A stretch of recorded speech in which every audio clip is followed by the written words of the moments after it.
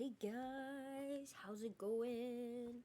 Welcome back to another read along with me. Today we're reading Harry Potter and the Goblet of Fire. It is book number 4 in the series.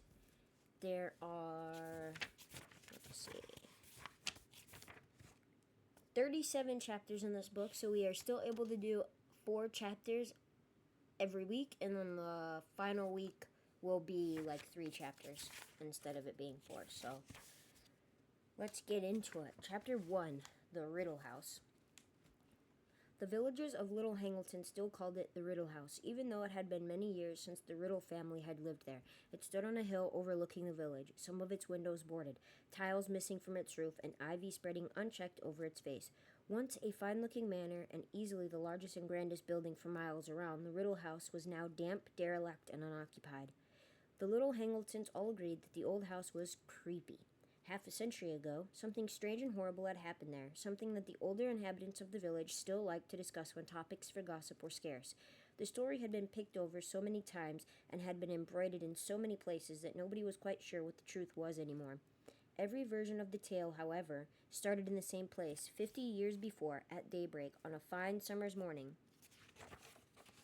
When the Riddle House had still been well kept and impressive, a maid had entered the drawing room to find all 3 Riddles dead. The maid had run screaming down the hall, down the hill, into the village, and roused as many people as she could, lying there with their eyes wide open, cold as ice, still in their dinner things. The police were summoned, and the whole of Little Hangleton had seethed with shocked curiosity and ill-disguised excitement. Nobody wasted their breath pretending to feel very sad about the Riddles, for they had been most unpopular. Elderly Mr. and Mrs. Riddle had been rich, snobbish, and rude, and their grown-up son, Tom, had been, if anything, worse.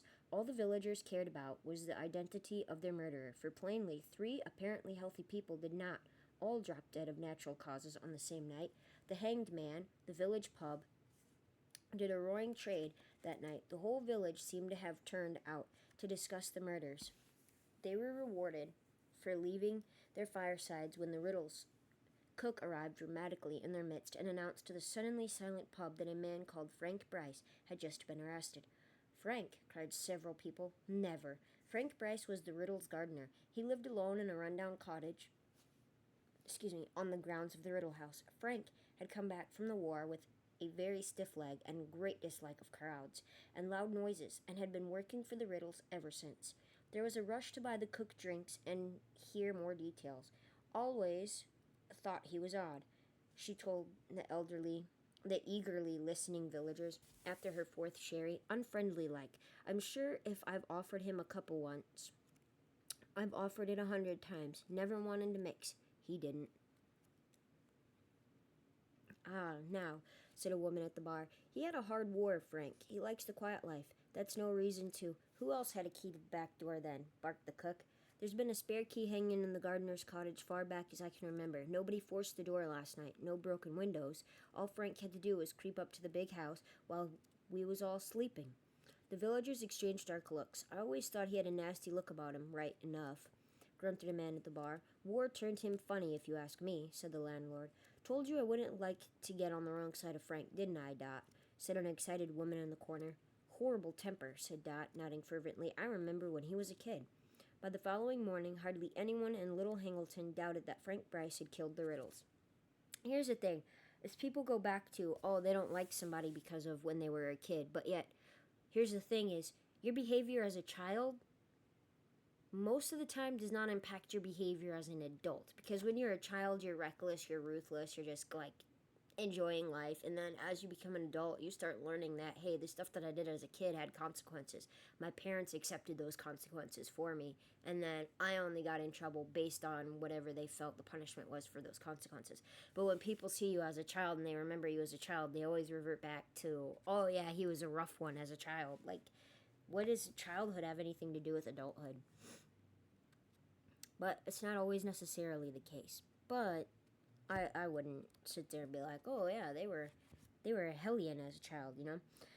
Anyways, but over in the neighboring town of Great Hangleton, in the dark and dingy police station, Frank was stubbornly repeating again and again that he was innocent, and that the only person he had seen Near the house on the day of the Riddles' deaths had been a teenage boy, a stranger, dark-haired and pale. Nobody else in the village had seen any such boy, and the police were quite sure that Frank had invented him.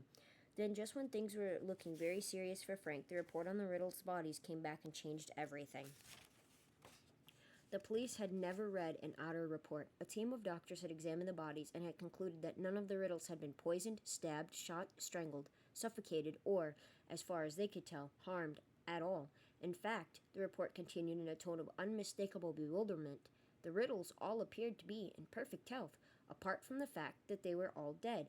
The doctors did note, as though determined to find something wrong with the bodies, that each of the Riddles had a look of terror upon his or her face. But as the frustrated police said, whoever heard of 3 people being frightened to death? As there was no proof that the Riddles had been murdered at all, the police were forced to let Frank go. The Riddles were buried in the little Hangleton churchyard, and their graves remained objects of curiosity for a while. To everyone's surprise, and amid a cloud of suspicion, Frank Bryce returned to his cottage on the grounds of the Riddle house. "As far as I'm concerned, he killed them, and I don't care what the police say," said Dot and the hanged man. "And if he had any decency, he'd leave here, knowing how we knows he did it." But Frank did not leave. He stayed to tend the garden for the next family who lived in the Riddle house, and then the next. For neither family stayed long. Perhaps it was partly because of Frank that the new owners said there was a nasty feeling about the place, which, in the absence of inhabitants, started to fall into disrepair. But here's the thing, though, is we all know they used the Cruciatus curse on them. Or not the Cruciatus curse, Avada Kedavra. Because Avada Kedavra just insta-kills you. And if you're terrified and you don't know what to do, you're going to have that terrified look on your face when they use the Avada Kedavra curse. Because it just instantly kills you. There's nothing else. It's just death. So we all know that it's a magical person that killed the Riddles. And if you can think about it, Tom Riddle from the other books, if you remember from, I believe it was the second book, The Chamber of Secrets, Tom Marvolio Riddle changed it around, became Lord Voldemort. So Tom Riddle killed his family.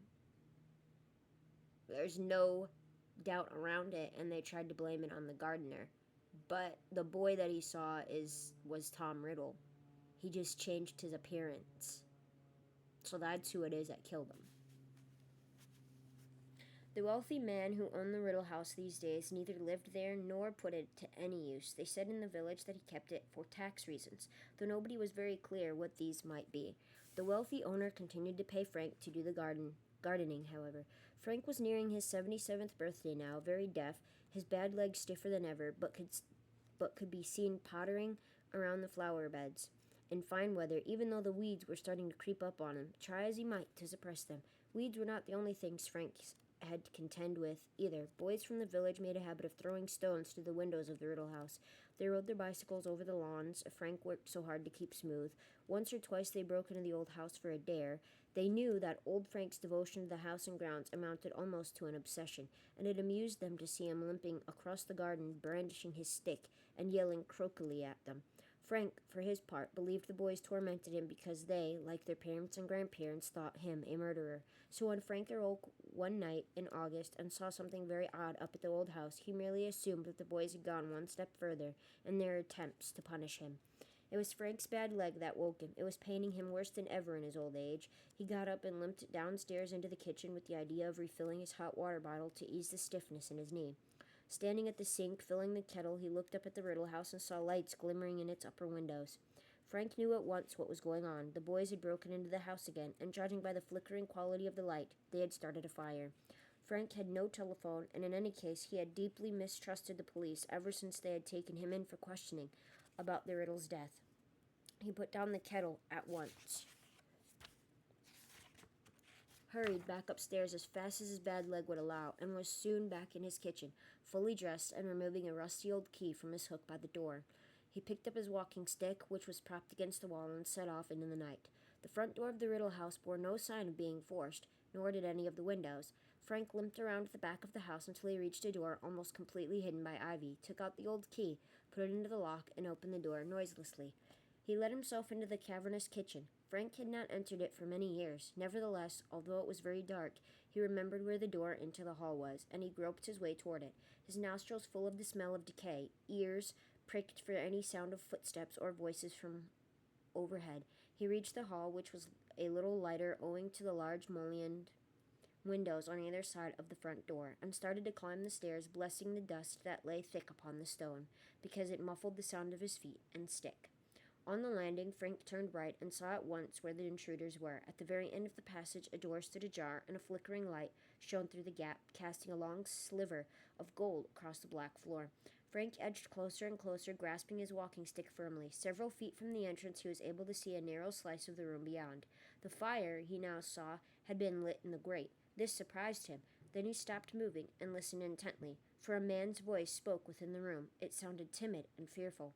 "There is a little more in the bottle, my lord, if you are still hungry." "Later," said a second voice. This, too, belonged to a man, but it was strangely high-pitched and cold as a sudden blast of icy wind. Something about that voice made the sparse hairs on the back of Frank's neck stand up. "Move me closer to the fire, Wormtail." Frank turned his right ear toward the door, the better to hear. There came the clink of a bottle being put down upon some hard surface, and then the dull scraping noise of a heavy chair being dragged across the floor. Frank caught a glimpse of a small man, his back to the door, pushing the chair into place. He was wearing a long black cloak, and there was a bald patch at the back of his head. Then he went out of sight again. "Where is Nagini?" said the cold voice. I don't know, my lord," said the first voice nervously. "She set out to explore the house, I think." "You will milk her before we retire, Wormtail," said the second voice. "I will need feeding in the night. The journey has tired me greatly." Brow furrowed, Frank inclined his good ears still closer to the door, listening very hard. There was a pause, and then the man called Wormtail spoke again. "My lord, may I ask how long we are going to stay here?" "A week," said the cold voice, "perhaps longer. The place is moderately comfortable, and the plan cannot proceed yet. It would be foolish to act before the Quidditch World Cup is over." Frank inserted a gnarled finger into his ear and rotated it. Owing, no doubt, to a buildup of earwax, he had heard the word Quidditch, which was not a word at all. The Quidditch World Cup, my lord?" said Wormtail. Frank dug his fingers still more vigorously into his ear. "Forgive me, but I do not understand. Why should we wait until the World Cup is over?" "Because, fool, at this very moment wizards are pouring into the country from all over the world, and every meddler from the Ministry of Magic will be on duty, on the watch for signs of unusual activity, checking and double-checking identities. They will be obsessed with security, lest the Muggles notice anything, so we wait." Frank stopped, trying to clear out his ear. He had distinctly heard the words Ministry of Magic, wizards, and Muggles. Plainly, each of these expressions meant something secret, and Frank could think of only two sorts of people who would speak in code: spies and criminals. Frank tightened his hold on his walking stick once more and listened more closely still. Now, if those were the first two inclinations that you had in your mind, that criminals and spies, I don't think I'd be sitting at that door any longer listening. I think I'd go back down to my cabin and mind my business. Just saying. That's me, but I'm just saying. "Your lordship is still determined, then?" Wormtail said quietly. "Certainly I am determined, Wormtail." There was a note of menace in the cold voice now. A slight pause followed, and then Wormtail spoke the words, tumbling from him in a rush, as though he was forcing himself to say this before he lost his nerve. "It could be done without Harry Potter, my lord." Another pause, more protracted, and then, "Without Harry Potter?" breathed the second voice softly. "I see. My lord, I do not say this out of concern for the boy," said Wormtail, his voice rising squeakily. "The boy is nothing to me, nothing at all.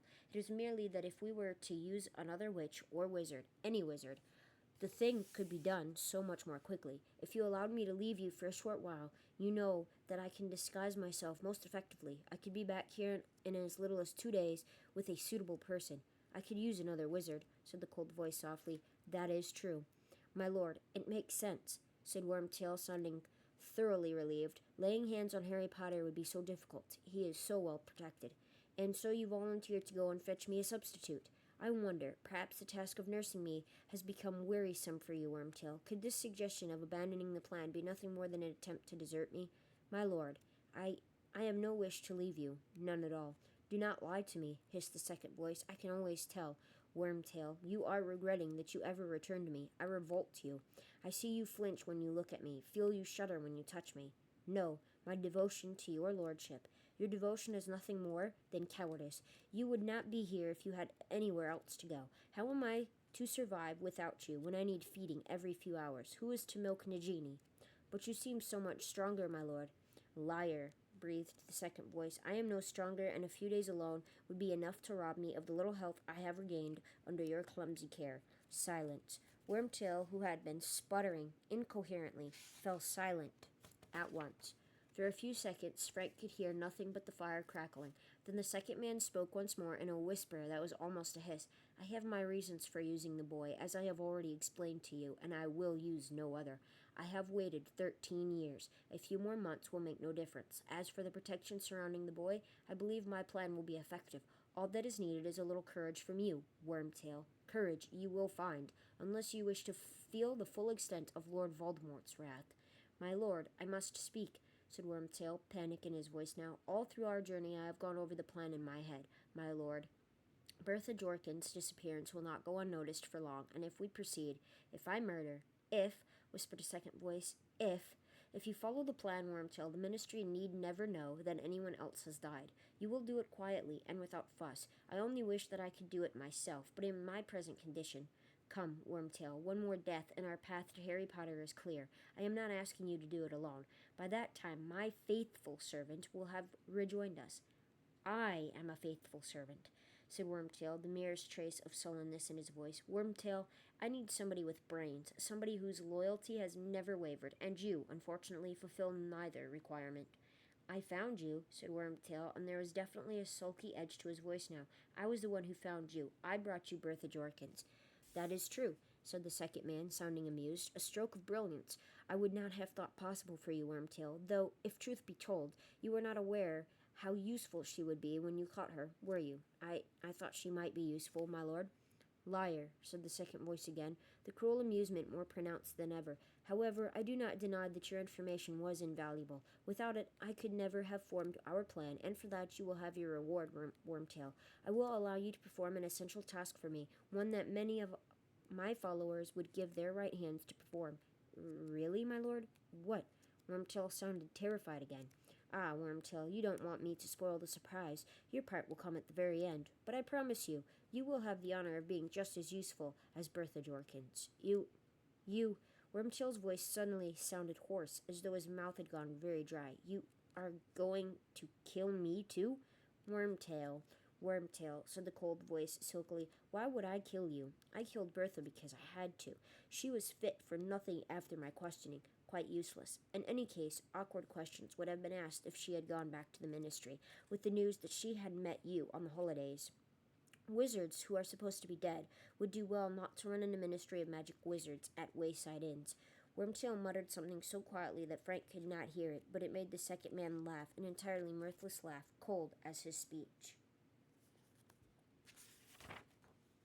We could have modified her memory, but memory charms can be broken by a powerful wizard, as I proved when I questioned her. It would be an insult to her memory not to use the information I extracted from her, Wormtail. Out in the corridor, Frank suddenly became aware that the hand gripping his walking stick was slippery with sweat. The man with the cold voice had killed a woman. He was talking about it without any kind of remorse, with amusement. He was dangerous, a madman, and he was planning more murders. This boy, Harry Potter, whoever he was in danger. Frank knew what he must do. Now, if ever, was the time to go to the police. He would creep out of the house and head straight for the telephone box in the village. But the cold voice was speaking again, and Frank remained where he was, frozen to the spot, listening with all his might. One more murder. My faithful servant at Hogwarts, Harry Potter, is as good as mine, Wormtail. It is decided. There will be no more argument. But quiet. I think I hear Nagini. And the second man's voice changed. He started making noises such as Frank had never heard before. He was hissing and spitting without drawing breath. Frank thought he must be having some sort of fit or seizure. And then Frank heard movement behind him in the dark passageway. He turned to look and found himself paralyzed with fright. Something was slithering toward him along the dark corridor floor, and as it drew near to the sliver of firelight, he realized with a thrill of terror that it was a gigantic snake, at least 12 feet long. Horrified, transfixed, Frank stared as its undulating body cut a wide, curving track through the thick dust on the floor, coming closer and closer. What was he to do? The only means of escape was into the room where two men sat plotting murder. Yet if he stayed where he was, the snake would surely kill him. But before he had made his decision, the snake was level with him, and then, incredibly, miraculously, it was passing. It was following the spitting, hissing noises made by the cold voice behind the door, and in seconds the tip of its diamond-patterned tail had vanished through the gap. There was sweat on Frank's forehead now, and the hand on the walking stick was trembling. Inside the room, the cold voice was continuing to hiss, and Frank was visited by a strange idea, an impossible idea. This man could talk to snakes. Not impossible, because of the fact that they're wizards. Frank didn't understand what was going on. He wanted more than anything to be back in his bed with his hot water bottle. The problem was that his legs didn't seem to want to move. As he stood there shaking and trying to master himself, the cold voice switched abruptly to English again. "Nagini has interesting news, Wormtail," it said. "Indeed, my lord," said Wormtail. "Indeed, yes," said the voice. "According to Nagini, there's an old muggle standing right outside this room, listening to every word we say." Frank didn't have a chance to hide himself. There were footsteps, and then the door of the room was flung wide open. A short, balding man with graying hair, a pointed nose, and small, watery eyes stood before Frank, a mixture of fear and alarm in his face. "Invite him inside, Wormtail. Where are your manners?" The cold voice was coming from the ancient armchair before the fire, but Frank couldn't see the speaker. The snake, on the other hand, was curled up on the rotting hearth rug like some horrible travesty of a pet dog. Wormtail beckoned Frank into the room.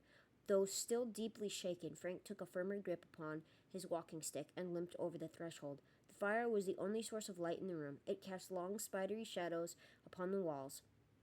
Frank stared at the back of the armchair. The man inside it seemed to be even smaller than his servant, for Frank couldn't even see the back of his head.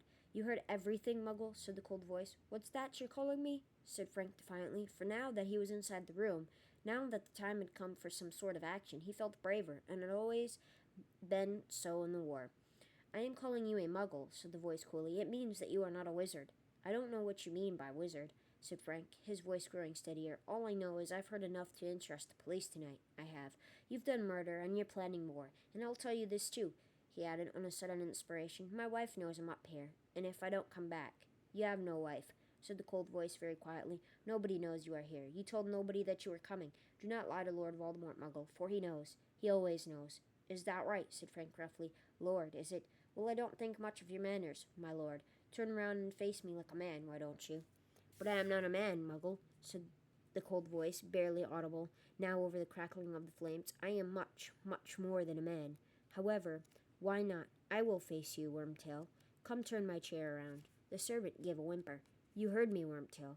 Slowly, with his face screwed up, as though he would rather have done anything than approach his master and the hearth rug where the snake lay, the small man walked forward and began to turn the chair. The snake lifted its ugly triangular head and hissed slightly as the legs of the chair snagged on its rug.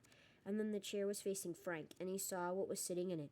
His walking stick fell to the floor with a clatter. He opened his mouth and let out a scream. He was screaming so loudly that he never heard the words the thing in the chair spoke as it raised a wand. There was a flash of green light, a rushing sound, and Frank Bryce crumpled. He was dead before he hit the floor. 200 miles away, the boy, called Harry Potter, woke with a start.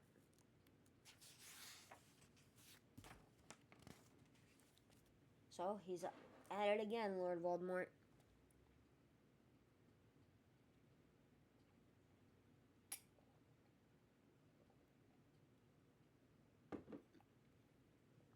I think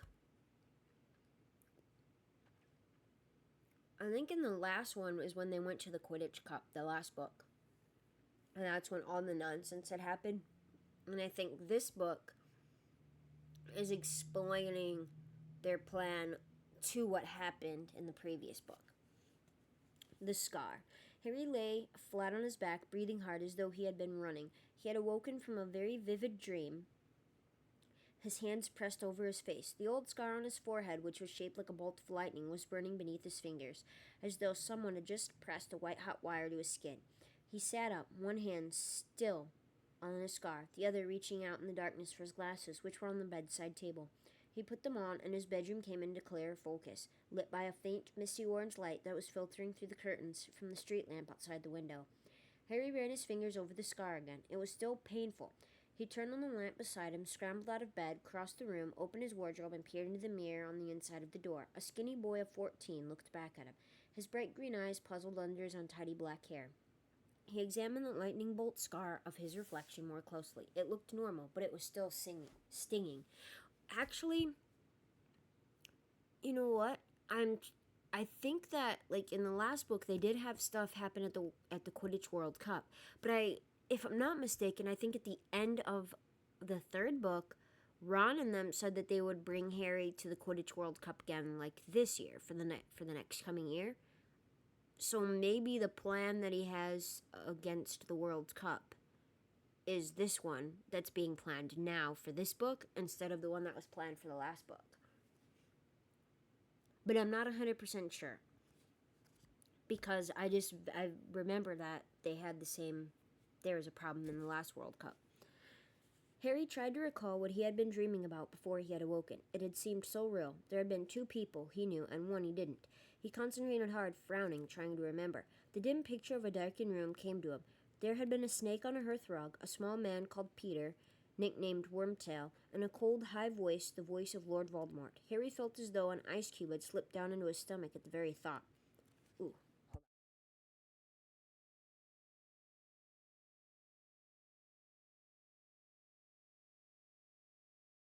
Excuse me. Okay, sorry guys, I had to sneeze. He closed his eyes tightly and tried to remember what Voldemort had looked like, but it was impossible. All Harry knew was that at the moment when Voldemort's chair had swung around, Harry, had seen what was sitting in it. He had felt a spasm of horror which had awoken him, or had that been the pain in his scar?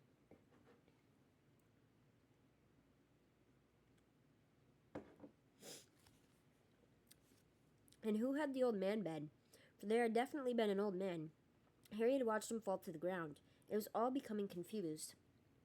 Harry put his face into his hands, blocking out his bedroom, trying to hold on to the picture of that dimly lit room, that it was like trying to keep water in his cupped hands.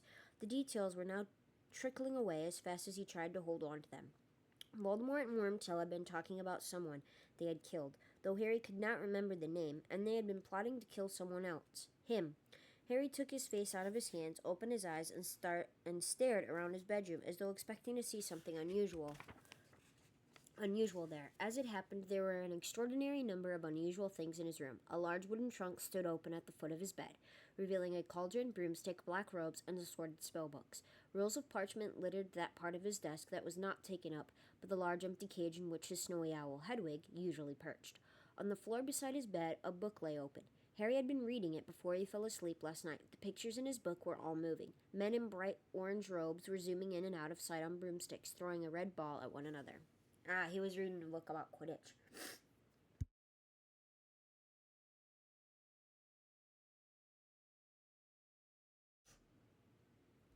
Harry walked over to the book, picked it up, and watched one of the wizards score a spectacular goal by putting the ball through a 50-foot high hoop.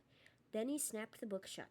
Even Quidditch, in Harry's opinion, the best sport in the world, couldn't distract him at the moment. He placed Flying with the Cannons on his bedside table, crossed to the window, and drew back the curtains to survey the street below. Privet Drive looked exactly as a respectable suburban street would be expected to look in the early hours of Saturday morning. All the curtains were closed as far as Harry could see through the darkness. There wasn't a living creature in sight, not even a cat. And yet, Harry went restlessly back to the bed and sat down on it, running a finger over his scar again. It wasn't the pain that bothered him. Harry was no stranger to pain and injury. He had lost all the bones from his right arm once and had them painfully regrown in a night. The same arm had been pierced by a venomous a foot-long fang not long afterward. Only last year Harry had fallen 50 feet from an airborne broomstick. He was used to bizarre accidents and injuries. They were unavoidable if you attended Hogwarts School of Witchcraft and Wizardry and had a knack for attracting a lot of trouble. No, the thing that was bothering Harry was that the last time his scar had hurt him, it had been because Voldemort had been close by. But Voldemort couldn't be here. Now, the idea of Voldemort lurking in Privet Drive was absurd, impossible.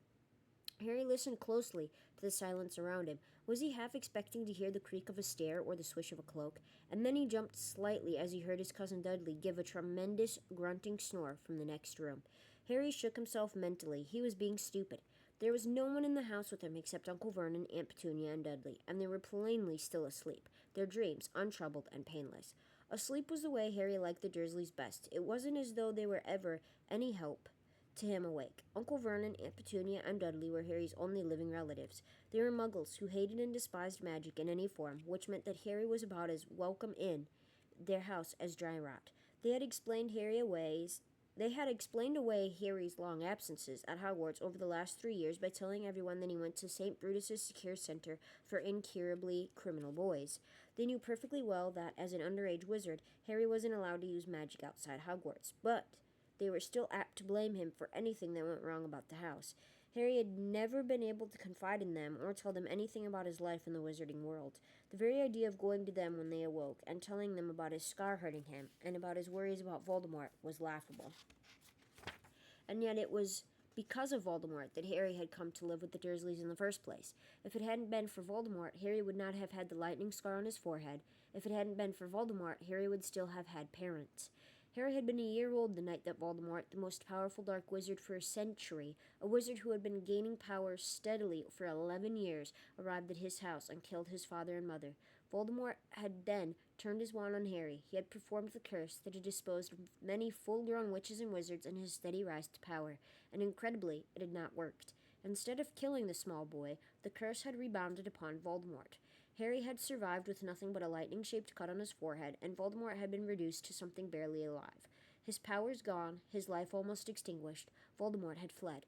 The terror in which the secret community of witches and wizards had lived for so long had lifted. Voldemort's followers had disbanded, and Harry Potter had become famous. It had been enough of a shock for Harry to discover on his 11th birthday that he was a wizard. It had been even more disconcerting to find out that everyone in the hidden wizarding world knew his name.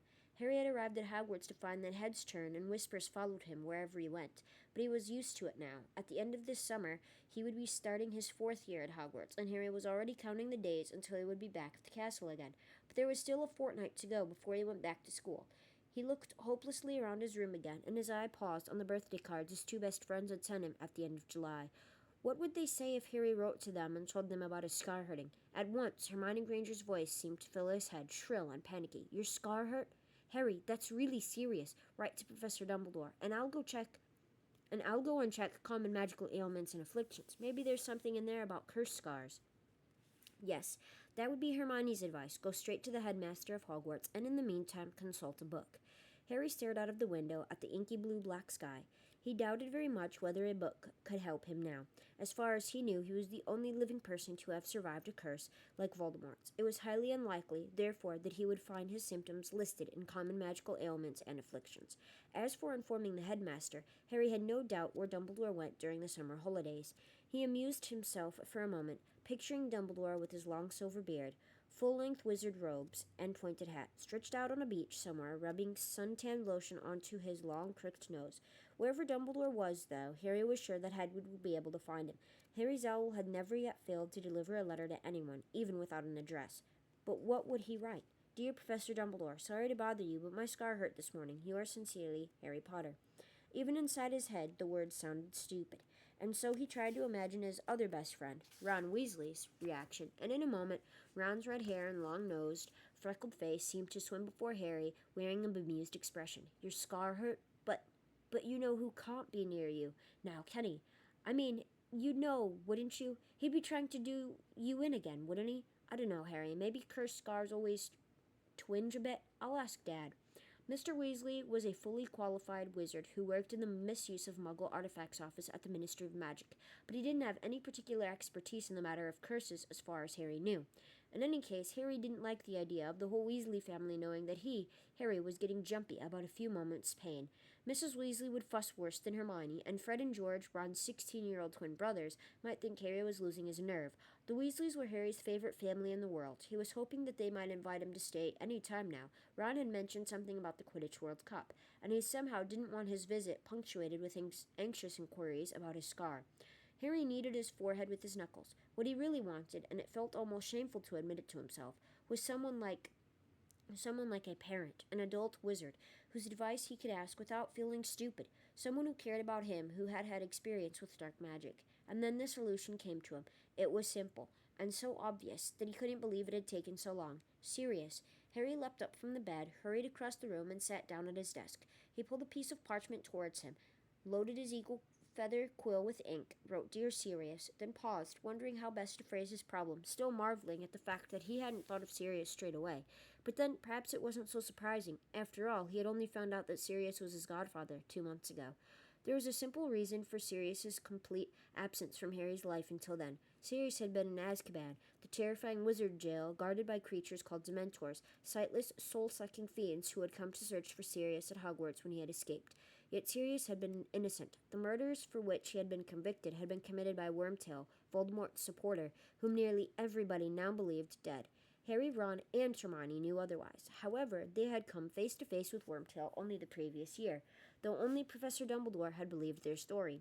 For one glorious hour, Harry had believed that he was leaving the Dursleys at last, because Sirius had offered him a home once his name had been cleared, but the chance had been snatched away from him. Wormtail had escaped before they could take him to the Ministry of Magic, and Sirius had had to flee for his life. Harry had helped him escape on the back of a hippogriff called Buckbeak, and since then, Sirius had been on the run. The home Harry might have had if Wormtail had not escaped had been haunting him all the summer. It had been doubly hard to return to the Dursleys, knowing that he so nearly escaped them forever. Nevertheless, Sirius had been of some help to Harry, even if he couldn't be with him. It was due to Sirius that Harry now had all his school things in his bedroom with him. The Dursleys had never allowed this before. The general wish of keeping Harry as miserable as possible, coupled with their fear of his powers, had led them to lock his school trunk in the cupboard under the stairs every summer prior to this. But their attitude had changed since they had found out that Harry had a dangerous murderer for a godfather, for Harry had conveniently forgotten to tell them that Sirius was innocent. Harry had received 2 letters from Sirius since he had been back at Privet Drive. Both had been delivered, not by owls, as was usual with wizards, but by large, brightly colored tropical birds. Hedwig had not approved of these flashly intruders. She had been most reluctant to allow them to drink from her water tray before flying off again. Harry, on the other hand, had liked them. They put him in mind of palm trees and white sand, and he hoped that wherever Sirius was, Sirius never said in case the letters were intercepted, he was enjoying himself. Somehow, Harry found it hard to imagine Dementors surviving for long in bright sunlight. Perhaps that was why Sirius had gone south. Sirius's letters, which were now hidden beneath the highly useful loose floorboard under Harry's bed, sounded cheerful, and in both of them he had reminded Harry to call on him if ever Harry needed to. He needed to now, all right. Harry's lamp seemed to grow dimmer as the cold gray light that precedes sunrise slowly crept into the room. Finally, when the sun had risen, when his bedroom walls had turned gold, and when sounds of movement could be heard from Uncle Vernon and Aunt Petunia's room, Harry cleared his desk of crumpled pieces of parchment and reread his finished letter. Dear Sirius, thanks for your last letter. That bird was enormous. It could hardly get through my window. Things are the same as usual here. Dudley's diet isn't going too well. My aunt found him smuggling donuts into his room yesterday. They told him they'd have to cut his pocket money if he keeps doing it, so he got really angry and chucked his PlayStation out of the window. That's a sort of computer thing you can play games on. Bit stupid, really. Now he hasn't even got Mega Mutilation Part 3 to take his mind off things. I'm okay, mainly because the Dursleys are terrified you might turn up and turn them all into bats if I ask you to. A weird thing happened this morning, though. My scar hurt again. Last time that happened, it was because Voldemort was at Hogwarts. But I don't reckon he can be anywhere near me now, can he? Do you know if cursed scars sometimes hurt years afterward? I'll send this with Hedwig when she gets back. She's off hunting at the moment. Say hello to Buckbeak for me. Harry. Yes, thought Harry, that looked all right. There was no point putting in the dream. He didn't want it to look as though he was too worried. He folded up the parchment and laid it aside on his desk, ready for when Hedwig returned. Then he got to his feet, stretched, and opened his wardrobe once more. Without glancing at his reflection, he started to get dressed before going down to breakfast. Chapter 3. The Invitation. By the time Harry arrived in the kitchen, the 3 Dursleys were already seated around the table. None of them looked up as he entered or sat down. Uncle Vernon's large red face was hidden behind the morning's Daily Mail, and Aunt Petunia was cutting a grapefruit into quarters, her lips pursed over her horse-like teeth. Dudley looked furious and sulky, and somehow seemed to be taking up even more space than usual. This was saying something, as he always took up an entire side of the square table by himself. When Aunt Petunia put a quarter of unsweetened grapefruit on Dudley's plate with the tremulous, "There you are, Diddy, darling," Dudley glowered at her. His life had taken a most unpleasant turn since he had come home for the summer with his end-of-year report. Uncle Vernon and Aunt Petunia had managed to find excuses for his bad marks, as usual. Aunt Petunia always insisted that Dudley was a very gifted boy whose teachers didn't understand him, while Uncle Vernon maintained that he didn't want some swotty little Nancy boy for his son anyway. They also skated over the accusations of bullying in the report. He's a boisterous little boy, but he wouldn't hurt a fly, Aunt Petunia had said tearfully. However, at the bottom of the report, there were a few well-chosen comments from the school nurse that not even Uncle Vernon and Aunt Petunia could explain away. No matter how much Aunt Petunia wailed that Dudley was big-boned and that his poundage was really puppy fat, that he was a growing boy who needed plenty of food, the fact remained that the school outfitters didn't stock knickerbockers big enough for him anymore. The school nurse had seen what Aunt Petunia's eyes, so sharp when it came to spotting fingerprints on her gleaming walls, and on observing the comings and goings of the neighbors, simply refused to see. That far from needing extra nourishment, Dudley had reached roughly the size and weight of a young killer whale. So after many tantrums, after arguments that shook Harry's bedroom floor, and many tears from Aunt Petunia, the new regimen had begun. The diet sheet that had been sent by the smelting school nurse had been taped to the fridge, which had been emptied of all Dudley's favorite things, fizzy drinks and cakes, chocolate bars and burgers, and filled instead with fruit and vegetables and the sort of things that Uncle Vernon called rabbit food. To make Dudley feel better about it all, Aunt Petunia had insisted that the whole family follow the diet too. She now passed a grapefruit quarter to Harry. He noticed that it was a lot smaller than Dudley's. Aunt Petunia seemed to feel that the best way to keep up Dudley's morale was to make sure that he did, at least, get more to eat than Harry. But Aunt Petunia didn't know what was hidden under the loose floorboards upstairs. She had no idea that Harry was not following the diet at all. The moment he had got wind of the fact that he was expected to survive the summer on carrot sticks, Harry had sent Hedwig to his friends with pleas for help, and they had risen to the occasion magnificently. Hedwig had returned from Hermione's house with a large box stuffed full of sugar-free snacks. Hermione's parents were dentists. Hagrid, the Hogwarts gamekeeper, had obliged with a sack full of his own homemade rock cakes. Harry hadn't touched these. He had had too much experience of Hagrid's cooking. Mrs. Weasley, however, had sent the family owl, Errol, with an enormous fruitcake and assorted meat pies. Poor Errol, who was elderly and feeble, had needed a full 5 days to recover from the journey, and then on Harry's birthday, which the Dursleys had completely ignored, he had received 4 superb birthday cakes, one each from Ron, Hermione, Hagrid, and Sirius.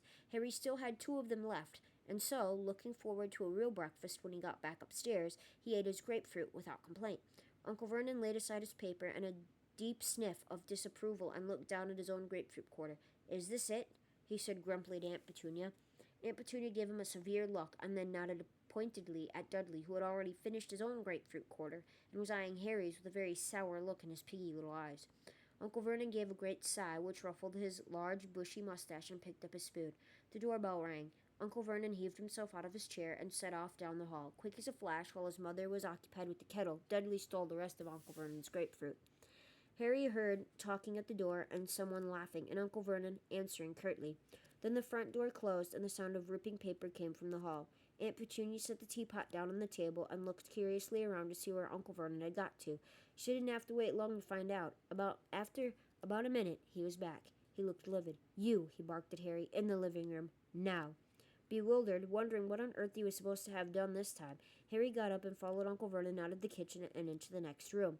Uncle Vernon closed the door sharply behind both of them. "So," he said, marching over to the fireplace and turning to face Harry as though he were about to pronounce him under arrest. "So?" Harry would have dearly loved to have said, "So what?" But he didn't feel that Uncle Vernon's temper should be tested this early in the morning, especially when it was already under severe strain from lack of food. He therefore settled for looking politely puzzled. "This just arrived," said Uncle Vernon. He brandished a piece of purple writing paper at Harry. "A letter. About you." Harry's confusion increased. Who would be writing to Uncle Vernon about him? Who did he know who sent letters by the postman? Uncle Vernon glared at Harry, then looked down at the letter and began to read aloud. "Dear Mr. and Mrs. Dursley, we have never been introduced, but I am sure you have had a great deal from Harry about my son Ron. As Harry might have told you, the final of the Quidditch World Cup takes place this Monday night, and my husband Arthur has just managed to get prime tickets through his connections at the Department of Magical Games and Sports. I do hope you will allow us to take Harry to the match, as this really is a once-in-a-lifetime opportunity. Britain hasn't hosted the Cup for 30 years, and tickets are extremely hard to come by. We would, of course, be glad to have Harry stay for the remainder of the summer holidays and to see him safely onto the train back to school. It would be best for Harry to send us your answer as quickly as possible in the normal way, because the Muggle postman is never delivered to our house, and I am not sure he even knows where it is. Hoping to see Harry soon, yours sincerely, Molly Weasley. P.S. I do hope we've put enough stamps on." Uncle Vernon finished reading, put his hand back into his breast pocket, and drew out something else. "Look at this," he growled. He held up the envelope in which Mrs. Weasley's letter had come, and Harry had to fight down a laugh. Every bit of it was covered in stamps, except for a square inch on the front, into which Mrs. Weasley had squeezed the Dursleys' address in minute writing. "She did put enough stamps on, then," said Harry, trying to sound as though Mrs. Weasley's was a mistake anyone could make. His uncle's eyes flashed. "The postman noticed," he said through gritted teeth. "Very interested to know where this letter came from, he was. That's why he rang the doorbell. Seemed to think it was funny." Harry didn't say anything. Other people might not understand why Uncle Vernon was making a fuss about too many stamps, but Harry had lived with the Dursleys too long not to know how touchy they were about anything even slightly out of the ordinary. Their worst fear was that someone would find out that they were connected, however distantly, with people like Mrs. Weasley.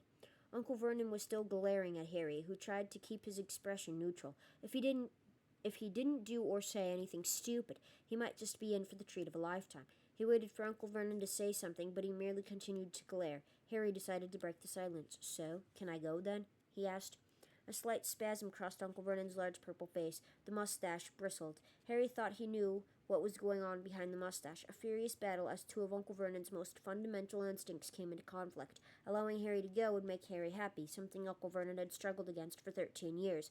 On the other hand, allowing Harry to disappear to the Weasleys for the rest of the summer would get rid of him for 2 weeks earlier than anyone could have hoped, and Uncle Vernon hated having Harry in the house. To give himself thinking time, it seemed, he looked down at Mrs. Weasley's letter again. "Who is this woman?" he said, staring at the signature with distaste. "You've seen her," said Harry. "She's my friend Ron's mother. She was meeting him off the school train at the end of last term." He had almost said Hogwarts Express, and that was a sure way to get his uncle's temper up. Nobody ever mentioned the name of Harry's school aloud in the Dursley household. Uncle Vernon screwed up his enormous face as though trying to remember something very unpleasant. "Dumpy sort of woman," he growled finally. "Load of children with red hair." Harry frowned. He thought it was a bit rich of Uncle Vernon to call anyone dumpy, when his own son Dudley had finally achieved what he'd been threatening to do since the age of 3, and become wider than he was tall. What the heck was that? Scam call. Uncle Vernon was pursuing the letter again. "Quidditch," he muttered under his breath. "Quidditch. What is this rubbish?" Harry felt a second stab of annoyance. "It's a sport," he said shortly. "Played on broom." All right," said Uncle Vernon loudly. Harry saw with some satisfaction that his uncle looked vaguely panicky. Apparently his nerves couldn't stand the sound of the word broomsticks in his living room. He took refuge in pursuing the letter again. Harry saw his lips form the words, "Send us your answer in the normal way." He scowled. "What does she mean, the normal way?" he spat. "Normal for us," said Harry, and before his uncle could stop him, he added, "You know, owl post. That's what's normal for wizards." Uncle Vernon looked as outraged as if Harry had just uttered a disgusting swear word. Shaking with anger, he shot a nervous look through the window, as though expecting to see some of the neighbors with their ears pressed against the glass. "How many times do I have to tell you not to mention that unnaturalness under my roof?" he hissed, his face now a rich plume color. "You stand there in the clothes Petunia and I have put on your ungrateful back." "Only after Dudley finished with them," said Harry coldly. And indeed, he was dressed in a sweatshirt so large for him that he had to roll back the sleeves 5 times so as to be able to use his hands, and which fell past the knees of his extremely baggy jeans. "I will not be spoken to like that," said Uncle Vernon, trembling with rage. But Harry wasn't going to stand for this. Gone were the days when he had been forced to take every single one of the Dursley stupid rules. He wasn't following Dudley's diet, and he wasn't going to let Uncle Vernon stop him from going to the Quidditch World Cup. Not if he could help it. Harry took a deep, steadying breath and then sighed. "Okay, I can't see the World Cup. Can I go now, then? Only I've got a letter to Sirius I want to finish. You know, my godfather." He had done it. He had said the magic words. Now he watched the purple recede blotchily from Uncle Vernon's face, making it look like badly mixed black currant ice cream. You are writing to him, are you?"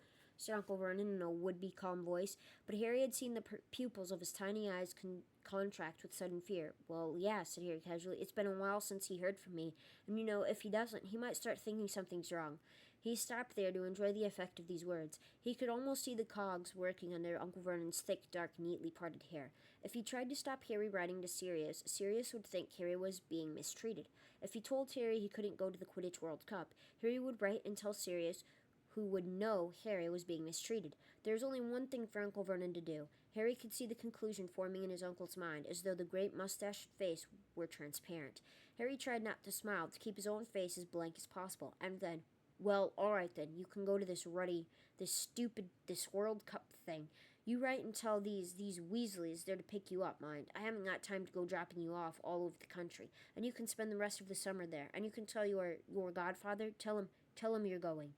"Okay, then," said Harry brightly. He turned and walked toward the living room door, fighting the urge to jump into the air and whoop. He was going. He was going to the Weasleys. He was going to watch the Quidditch World Cup. Outside in the hall, he nearly ran into Dudley, who had been lurking behind the door, clearly hoping to overhear Harry being told off. He looked shocked to see the broad grin on Harry's face. "That was an excellent breakfast, wasn't it?" said Harry. "I feel really full, don't you?" Laughing at the astonished look on Dudley's face, Harry took the stairs 3 at a time and hurled himself back into his bedroom. The first thing he saw was that Hedwig was back. She was sitting in her cage, staring at Harry with her enormous amber eyes and clicking her beak in the way that meant she was annoyed about something. Exactly what was annoying her became apparent almost at once. "Ouch," said Harry, as what appeared to be a small, gray, feathery tennis ball collided with the side of his head. Harry massaged the spot furiously, looking up to see what had hit him, and saw a minute owl, small enough to fit in the palm of his hand, whizzing excitedly around the room like a loose firework. Harry then realized that the owl had dropped a letter at his feet.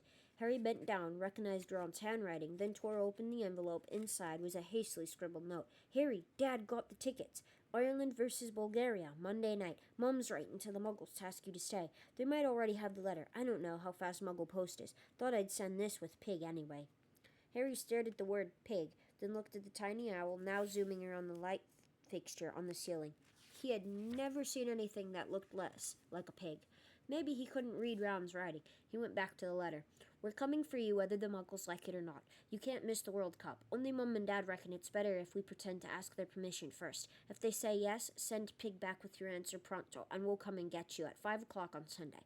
If they say no, send Pig back pronto, and we'll come and get you at 5 o'clock on Sunday anyway. Hermione's arriving this afternoon. Percy's started work. Department of International Magical Corporation. Don't mention anything about abroad while you're here unless you want the pants bored off you. See you soon, Ron." "Calm down," Harry said as the small owl flew low over his head, twittering madly with what Harry could only assume was pride at having delivered the letter to the right person. "Come here, I need you to take my answer back." The owl fluttered down on top of Hedwig's cage. Hedwig looked coldly up at it as though daring it to try and come any closer. Harry seized his eagle feather quill once more, grabbed a fresh piece of parchment, and wrote, "Ron, it's all okay. The Muggles say I can come. See you 5 o'clock tomorrow. Can't wait. Harry." He folded this note up very small and with immense difficulty, tied it to the tiny owl's leg as it hopped on the spot with excitement. The moment the note was secure, the owl was off again. It zoomed out the window and out of sight. Harry turned to Hedwig. "Feeling up to a long journey?" he asked her. Hedwig hooted in a dignified sort of way. "Can you take this to Sirius for me?" he said, picking up his letter. "Hang on, I just want to finish it."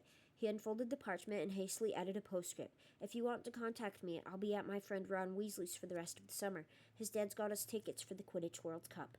The letter finished, he tied it to Hedwig's leg. She kept unusually still, as though determined to show him how a real post owl should behave.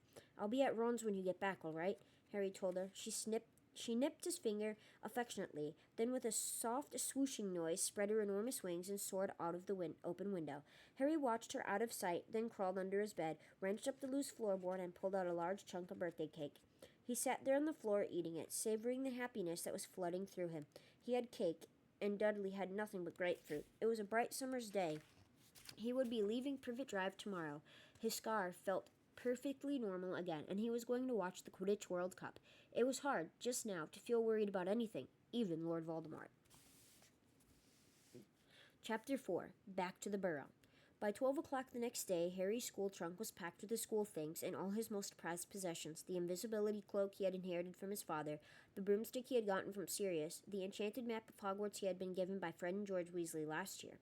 He had emptied his hiding place under the loose floorboard of all food, double-checked every nook and cranny of his bedroom for forgotten spellbooks or quills, and taken down the chart on the wall counting down the days to September the 1st, on which he liked to cross off the days remaining until his return to Hogwarts. The atmosphere inside number 4 Privet Drive was extremely tense. The imminent arrival at their house of an assortment of wizards was making the Dursleys uptight and irritable. Uncle Vernon had looked downright alarmed when Harry informed him that the Weasleys would be arriving at 5 o'clock the very next day. "I hope you told them to dress properly, these people," he snarled at once. "I've seen the sort of stuff your lot wear. They'd better have the decency to put on normal clothes, that's all." Henry felt a slight sense of foreboding. He had rarely seen Mr. and Mrs. Weasley wearing anything that the Dursleys would call normal. Their children might don Muggle clothing during the holidays, but Mr. and Mrs. Weasley usually wore long robes in varying states of shabbiness. Harry wasn't bothered about what the neighbors would think, but he was anxious about how rude the Dursleys might be to the Weasleys if they turned up looking like their worst idea of wizards. Uncle Vernon had put on his best suit. To some people, this might have looked like a gesture of welcome, but Harry knew it was because Uncle Vernon wanted to look impressive and intimidating. Dudley, on the other hand, looked somehow diminished. This was not because the diet was at last taking effect, but due to fright. Dudley had emerged from his last encounter with a fully grown wizard with a curly pig's tail poking out of the seat of his trousers, and Aunt Petunia and Uncle Vernon had had to pay for its removal at a private hospital in London.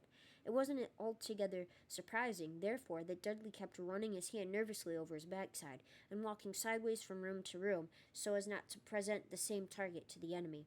Lunch was an almost silent meal. Dudley didn't even protest at the food: cottage cheese and grated celery. Ugh, that sounds disgusting.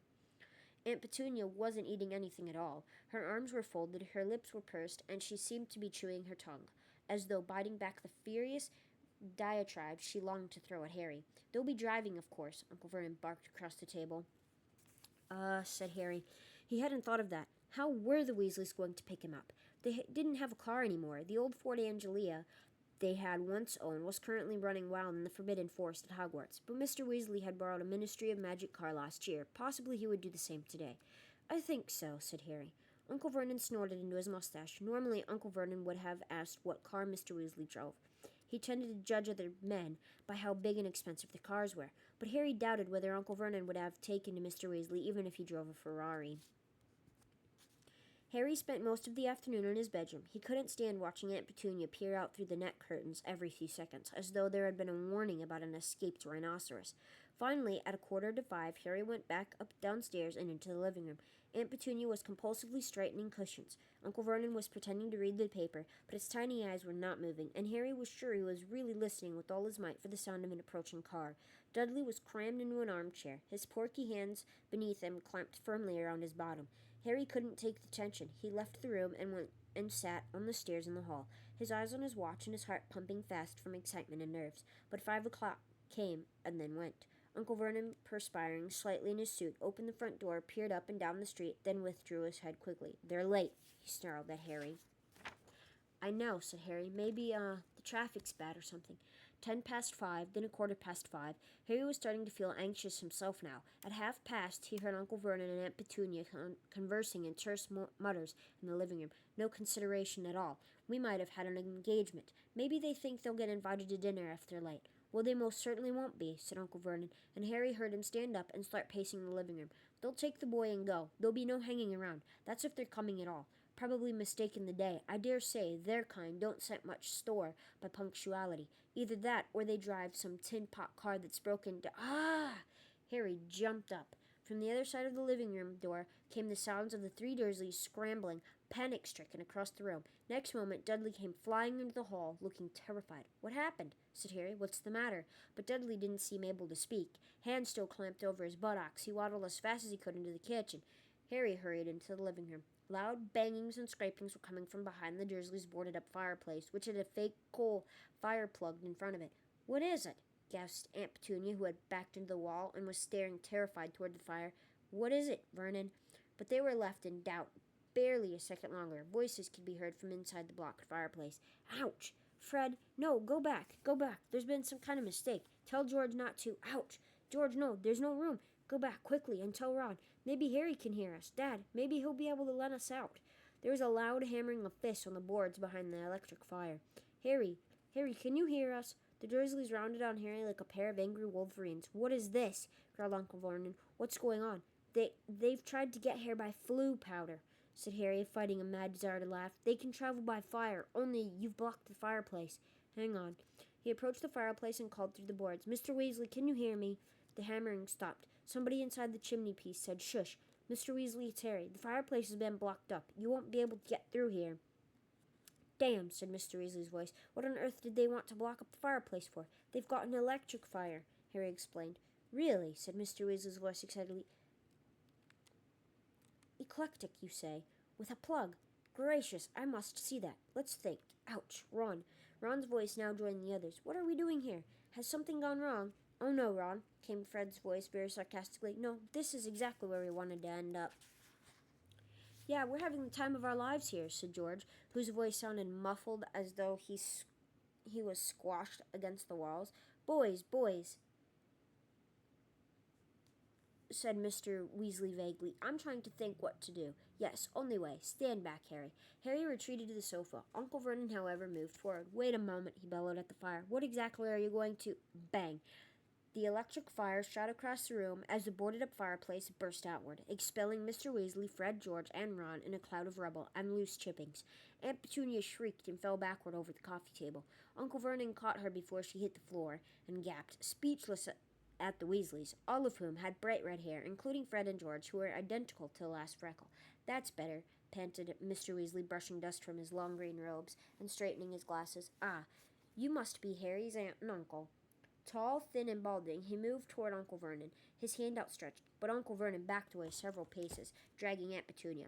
Words utterly failed Uncle Vernon. His best suit was covered in white dust, which had settled in his hair and mustache and made him look as though he had just aged 30 years. Yes, sorry about that, said Mr. Weasley, lowering his hand and looking over his shoulder at the blasted fireplace. It's all my fault. It just didn't occur to me that we wouldn't be able to get out at the other end. I had your fireplace connected to the flow network, you see, just for an afternoon. So we could get Harry. Muggle fireplaces aren't supposed to be connected, strictly speaking, but I've got a useful contact at the flue regulation panel, and he fixed it for me. I can put it right in a jiffy, though. Don't worry. I'll light a fire to send the boys back, and then I can repair your fireplace before I disapparate. Harry was ready to bet that the Dursleys hadn't understood a single word of this. They were still gaping at Mr. Weasley, thunderstruck. Aunt Petunia staggered upright again and hid behind Uncle Vernon. Hello, Harry, said Mr. Weasley brightly. Got your trunk ready. It's upstairs, said Harry, grinning back. Well, get it, said Fred. We'll get it, said Fred at once, winking at Harry. He and George left the room. They knew where Harry's bedroom was, having once rescued him from it in the dead of night. Harry suspected that Fred and George were hoping for a glimpse of Dudley. They had heard a lot about him from Harry. Well, said Mr. Weasley, swinging his arms slightly while he tried to find words to break this very nasty silence. Very nice place you've got here. As the usually spotless living room was now covered in dust and bits of brick, this remark didn't go down too well with the Dursleys. Uncle Vernon's face purpled once more, and Aunt Petunia started chewing her tongue again. However, they seemed too scared to actually say anything. Mr. Weasley was looking around. He loved everything to do with Muggles. Harry could see him itching to go and examine the television and the video recorder. They run off electricity, do they? He said knowledgeably. Ah, yes, I can see the plugs. I collect plugs, he added to Uncle Vernon. And batteries. Got a very large collection of batteries. My wife thinks I'm mad, but there you are. Uncle Vernon clearly thought Mr. Weasley was mad, too. He moved ever so slightly to the right, screening Aunt Petunia from view, as though he thought Mr. Weasley might suddenly run at them and attack. Dudley suddenly reappeared in the living room. Harry could hear the clunk of his trunk on the stairs and knew that the sounds had scared Dudley out of the kitchen. Dudley edged along the wall, gazing at Mr. Weasley with terrified eyes, and attempted to conceal himself behind his mother and father. Unfortunately, Uncle Vernon's bulk, while sufficient to hide bony Aunt Petunia, was nowhere near enough to conceal Dudley. Ah, this is your cousin, is it, Harry? Said Mr. Weasley, taking another brave stab at making conversation. Yep, said Harry, that's Dudley. He and Ron exchanged glances and then quickly looked away from each other. The temptation to burst out laughing was almost overwhelming. Dudley was still clutching his bottom as though afraid it might fall off. Mr. Weasley, however, seemed genuinely concerned at Dudley's peculiar behavior. Indeed, from the tone of his voice when he next spoke, Harry was quite sure that Mr. Weasley thought Dudley was quite as mad as the Dursleys thought he was, except that Mr. Weasley felt sympathy rather than fear. Having a good holiday, Dudley, he said kindly. Dudley whimpered. Harry saw his hands tighten still harder over his massive backside. Fred and George came back into the room carrying Harry's school trunk. They glanced around as they entered and spotted Dudley. Their faces cracked into identical evil grins. All right, said Mr. Weasley. Better get cracking then. He pushed up the sleeves of his robes and took out his wand. Harry saw the Dursleys draw back against the wall as one. Incendio, said Mr. Weasley, pointing his wand at the hole in the wall behind him. Flames rose at once in the fireplace, crackling merrily as though they had been burning for hours. Mr. Weasley took a small drawstring bag from his pocket, untidied it, took a pinch of the powder inside, and threw it into the flames, which turned emerald green and roared higher than ever. "Off you go, then, Fred," said Mr. Weasley. "Coming," said Fred. "Oh, no, hang on." A bag of sweets had spilled out of Fred's pockets, and the contents were now rolling in every direction. Big, fat toffees in brightly colored wrappers. Fred scrambled around, cramming them back into his pocket, then gave the Dursleys a cheery wave, stepped forward, and walked right into the fire, saying, "The burrow." Aunt Petunia gave a little shuddering gasp. There was a swooshing sound, and Fred vanished. "Right then, George," said Mr. Weasley, "you and the trunk." Harry helped George carry the trunk forward into the flames, and turn into its end so that he could hold it better. Then, with a second whoosh, George had cried, "The burrow," and vanished too. "Ron, you next," said Mr. Weasley. "See you," said Ron brightly to the Dursleys. He grinned broadly at Harry, then stepped into the fire, shouted, "The burrow," and disappeared. Now Harry and Mr. Weasley alone remained. "Well, bye then," Harry said to the Dursleys. They didn't say anything at all. Harry moved toward the fire, but just as he reached the edge of the hearth, Mr. Weasley put out a hand and held him back. He was looking at the Dursleys in amazement. "Harry said goodbye to you," he said. "Didn't you hear him?" "It doesn't matter," Harry muttered to Mr. Weasley. "Honestly, I don't care." Mr. Weasley did not remove his hand from Harry's shoulder. "You aren't going to see your nephew till next summer," he said to Uncle Vernon in mild indignation. "Surely you're going to say goodbye." Uncle Vernon's face worked furiously. The idea of being taught consideration by a man who had just blasted away half his living room well seemed to be causing him intense suffering. But Mr. Weasley's wand was still in his hand, and Uncle Vernon's tiny eyes darted it to at once, before he said very resentfully, "Goodbye, then." "See you," said Harry, putting one foot forward into the green flames, which felt pleasantly like warm breath. At that moment, however, a horrible gagging sound erupted behind him, and Aunt Petunia started to scream. Harry wheeled around. Dudley was no longer standing behind his parents. He was kneeling beside the coffee table, and he was gagging and sputtering on a foot-long purple slimy thing that was protruding from his mouth. One bewildered second later, Harry realized that the foot-long thing was Dudley's tongue, and that a brightly colored toffee wrapper lay on the floor before him. Aunt Petunia hurled herself onto the ground beside Dudley, seized the end of his swollen tongue, and attempted to wrench it out of his mouth.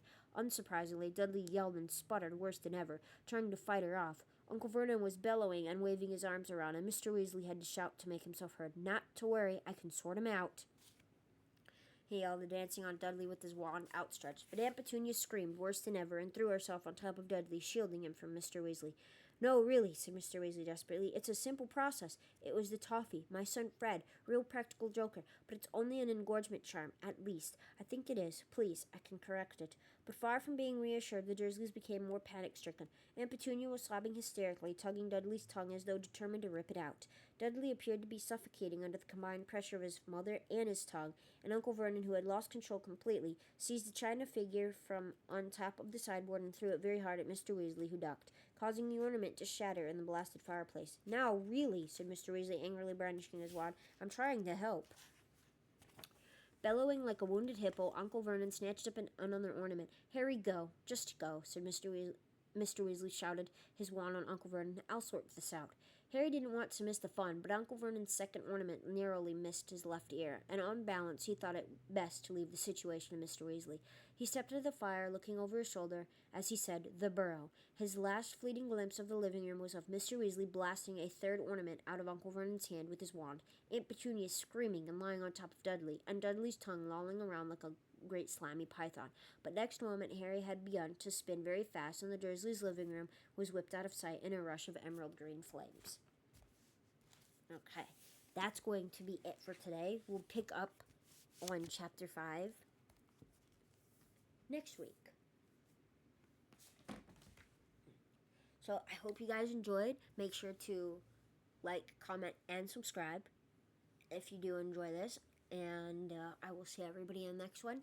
This is Baby Hokeridge signing off. Thanks for listening, guys. Much love. Bye.